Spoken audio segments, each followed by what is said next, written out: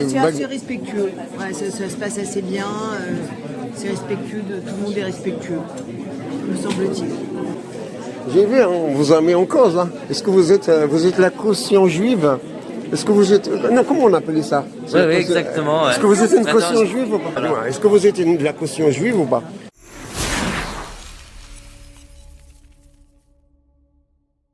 Le militant pro-palestinien Elias Denzalen comparaît ce mercredi 23 octobre 2024 devant le tribunal correctionnel de Paris, après avoir appelé à « mener l'intifada à Paris » lors d'une manifestation le 8 septembre 2024.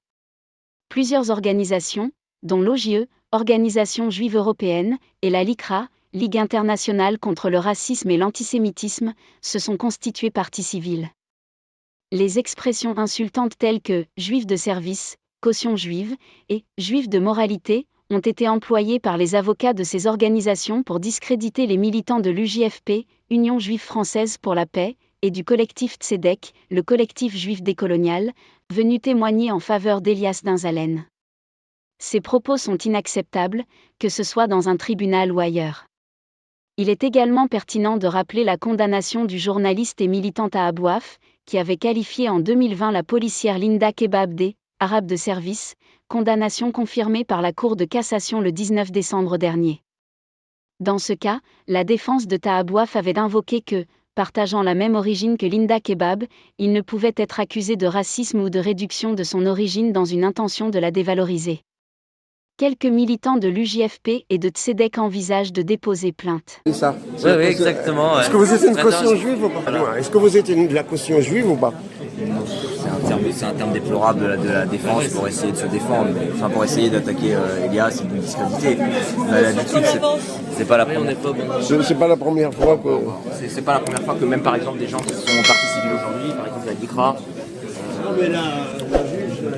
à des termes peu élogieux à notre rencontre. Ils nous ont déjà attaqués publiquement sur des prises de parole. C'est pas étonnant, on y est habitué. Voilà, maintenant c'est des gens qui se déshonorent tout seuls. On va pas commenter plus que de raison ce genre de déclaration. Ok. En disant que c'est indécent. Ok. C'est indécent. Nous avons une connotation. Aussi, ouais. Ouais. Parce qu'en fait, on est des victimes du racisme depuis très longtemps. Plutôt de l'antisémitisme. Hein. D'un racisme, ouais, parce que en tant que juif, ouais, un racisme, c'est moi qui te dis ce mot-là, ok. On est victime d'un racisme, et du coup, on n'a pas à faire la même merde. Et donc eux, parce qu'ils ont une mauvaise conscience, ils veulent pas accepter qu'on existe. Mais pourtant, on est autant que eux héritiers de ces crimes qu'on a subis. D'accord. Ouais, et en fait, on est digne d'être respecté, à avoir adopté une autre solution. Qui n'est pas un État vendu aux États-Unis et qui fait de la merde. Ouais, d'accord. Qui est juste d'être des juifs, partout où on est, bien avec les autres. Et c'est cette lutte-là qu'on a fait ensemble. Caution juive, bon, voilà, mais je suis trop énervé. Merci. Et notre caution juive, elle est là. Merci à Olivia Zimour. Merci à toi, bravo. Hein. Je répète. Donc en fait, j'avais un ami, la photographe juive, que je l'ai présenté à un autre passant qui était juif. Et quand il commençait à parler, le deuxième juif, il a dit au premier juif, c'est pas un vrai juif, parce que tu viens dans une manifestation. C'est un discours qu'on entend très souvent. Notre judéité en tant que militant, parce que je milite aussi en tant que juif contre le génocide à Gaza et contre la colonisation en Palestine. Nous sommes régulièrement, notre judéité est régulièrement remise en cause. On me demande sur les réseaux sociaux de prouver ma judéité, de montrer mon acte de ketouba, des choses comme ça.